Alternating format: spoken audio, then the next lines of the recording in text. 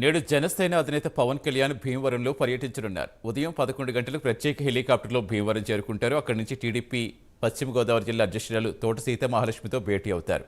అనంతరం టీడీపీ మాజీ ఎమ్మెల్యే అంజిబాబుతో ఆయన స్వగృహంలో భేటీ అవుతారు.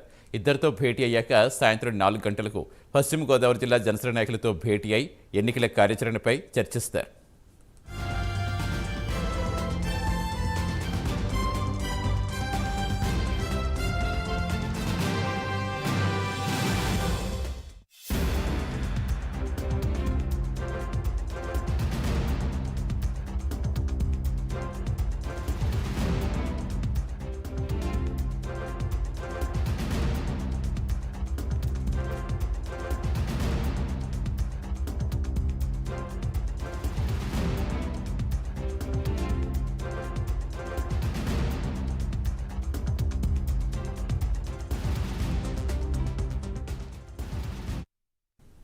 జనసేన అధినేత పవన్ కళ్యాణ్ రోజు భీమవరానికి చేరుకుంటారు. పూర్తి సమాచారం ఇచ్చేందుకు మా కరెస్పాండెంట్ సాంబశివరావు జరుగుతారు. Good morning Sambasivarao. ఎప్పుడో ముందుగానే వెళ్లాల్సి ఉంది, కానీ ఎప్పుడు అనుకోని అవంతరాలతో అప్పుడు టూర్ ఆగినప్పటికీ ఇప్పుడు ఈ రోజు నుంచి మళ్ళీ షెడ్యూల్ ప్రారంభమవుతుంది. ఎలా ఉండబోతోంది షెడ్యూల్? ప్రస్తుతం జనసేన నాయకుల ఏర్పాట్లు ఎలా ఉన్నాయి ఇక్కడ? మార్నింగ్ సతీష్, ఏదైతే జనసేన అధ్యక్షుడు పవన్ కళ్యాణ్ ఏదైతే గత కొద్ది రోజుల క్రితమే ఆయన ఇక్కడికి రావాల్సిన పరిస్థితి ఉంది. కానీ కొన్ని ఏదైతే ఆర్ఎంబీ అధికారుల వల్ల కానివ్వండి, ఇతరత్ర శాఖల నుంచి పర్మిషన్స్ రాకపోవడంతో ఈ యొక్క భీమవరం వచ్చేటటువంటి ఏది షెడ్యూల్ అవుతుందో ఆ షెడ్యూల్ కాస్త వాయిదా పడింది. కానీ ఈ రోజైతే ఆ షెడ్యూల్ అయితే పూర్తిగా రిలీజ్ చేసినటువంటి పరిస్థితి మనం ప్రస్తుతం చూస్తా ఉన్నాం. ఇక్కడ మన పక్కనే ఉంది ఎలిఫ్యాడ్కి సంబంధించినటువంటి హెలికాప్టర్ దిగేటటువంటి ల్యాండింగ్ చేసేటువంటి ఎలిఫ్యాడ్.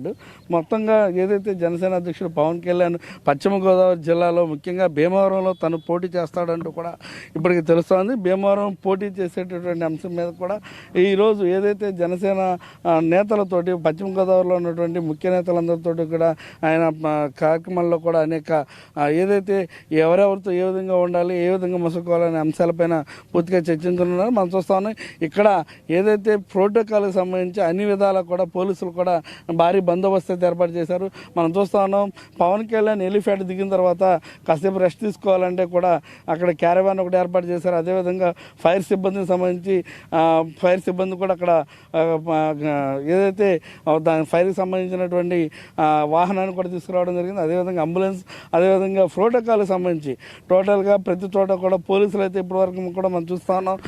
మొత్తం కూడా పోలీసు వలయంలోకి వెళ్ళిపోయింది. పోలీసు భద్రతా వలయంలోకి అయితే ఈ యొక్క ప్రాంతాన్ని అయితే తీసుకోవడం జరిగింది. మొత్తం మీద ఆయన వచ్చేటువంటి ఈ ప్రాంతంలోకి ఎక్కడ కూడా ఇబ్బందులు అనేది లేకుండా పూర్తిగా కూడా ఏదైతే ఇక్కడ ఉన్నటువంటి నాయకులు కానీ వాళ్ళందరూ కూడా చాలా జాగ్రత్తగా అన్ని విధాలు కూడా చేస్తున్నటువంటి పరిస్థితి.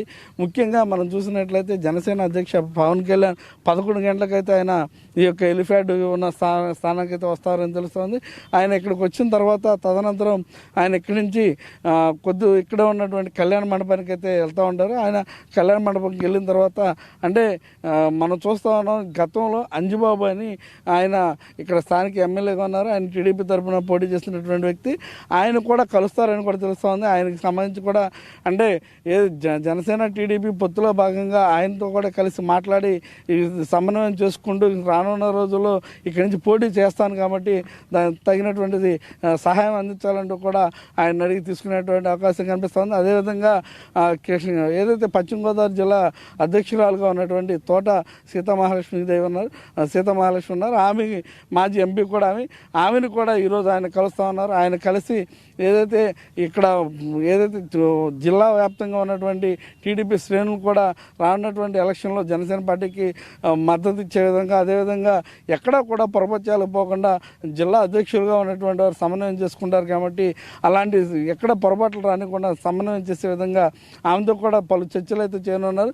తదనంతరం కళ్యాణ మండపానికి వెళ్ళి అక్కడ కళ్యాణ మండపంలో ఈరోజు పశ్చిమ గోదావరి జిల్లాకు చెందినటువంటి ముఖ్య నేతలతోటి, అదేవిధంగా ఇవాళ నుంచి రేపు వరకు కూడా ఆయన భీమవరంలోనే ఉంటారు కాబట్టి రేపు సాయంత్రం వరకు ఉంటారని తెలుస్తోంది. అందుకనే దానికి సంబంధించి కూడా పూర్తి షెడ్యూల్ అంటే ఎవరెవరితో ఎంతెంత టైం మాట్లాడాలనే అంశాలపైన కూడా ఇప్పటికే ఆయన ఒక షెడ్యూల్ అయితే రెడీ చేసుకున్నటువంటి పరిస్థితి. ఆ షెడ్యూల్లో భాగంగానే జనసేన అధినేత ఇక్కడ ఏ విధంగా గతంలో జరిగినటువంటి పొరపాట్లకు సంబంధించి ఆ పొరపాట్లను సరిదిద్దుకునే విధంగా, అదేవిధంగా జిల్లా వ్యాప్తంగా కూడా జనసేనులు అంటే ఉమ్మడి పొత్తులో భాగంగా పోటీ చేస్తారు కాబట్టి ఆ పొత్తులో భాగంగానే ఏ విధంగా నడుచుకుంటే బాగుంటుందనే అంశాలపైన కూడా చెప్తా ఉన్నారు. మనం చూస్తా ఉన్నాం, అటు వైజాగ్ కానివ్వండి, రాజమండ్రి కానీ ఎక్కడా కూడా ఆయన చెప్పే నినాదం ఒకటే, వైసీపీ పార్టీని గద్దెదించడమే మన లక్ష్యంగా ముందుకు సాగాలంటూ కూడా ఆయన చెప్తూ వస్తూ ఉన్నారు. దానికి సంబంధించి ప్లాన్ ఆఫ్ యాక్షన్ కూడా ప్రతి చోట కూడా అమలు చేస్తూ ఉన్నారు. అంటే ఎక్కడ కూడా ఒక విధానమైనటువంటి రూలింగ్ అనేది లేకుండా అందరూ కూడా కలిసి కట్టుగా ఒక స్థాయిలో కనుక వెళ్ళినట్లయితే చిన్న పెద్ద అనే భేదాలు లేకుండా అందరితో కలవడిగా ముందుకు వెళ్ళాలంటూ కూడా కార్యకర్తలకైనా అయితే ఆయన హితబోధ చేస్తూ ఉన్నారు. ఎక్కడన్నా చిన్న చిన్న పొరపాట్లు ఉన్నట్లయితే తమ దృష్టికి కానీ తమ వ్యక్తిగత సిబ్బంది దృష్టికి కానీ తీసుకొస్తే దాన్ని ఎమ్మటే పరిష్కారం చేసి తమ సూచనలు కూడా ఇస్తూ ఉంటూ కూడా అని చెప్తా ఉన్నారు. అదేవిధంగా ఆశావాహులు ఎవరైతే ఉంటారో ఆశావాహులు ఎక్కడా కూడా ఈ నోరు జారొద్దు. అంటే ఏది టీడీపీలో రావచ్చు, అటు జనసేనలో రావచ్చు, ఎక్కడైనా సరే ఒక సీటు మనకు వచ్చిన చోట వాళ్ళకి రాకపోవచ్చు, వాళ్ళకి వచ్చిన చోట మనకు రాకపోవచ్చు. కాబట్టి ఎక్కడ కూడా నోరు జారి మాట ఎక్కడ కూడా మాట్లాడుతుంటూ కూడా ఇప్పటివరకు జరిగినటువంటి మీటింగ్స్లో ఆయన చెప్తా వచ్చారు.